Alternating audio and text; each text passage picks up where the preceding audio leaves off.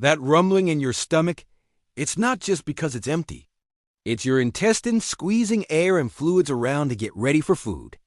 Your brain tells your stomach to start contracting, making that growling sound. So really, your body is just sending a dinner reminder.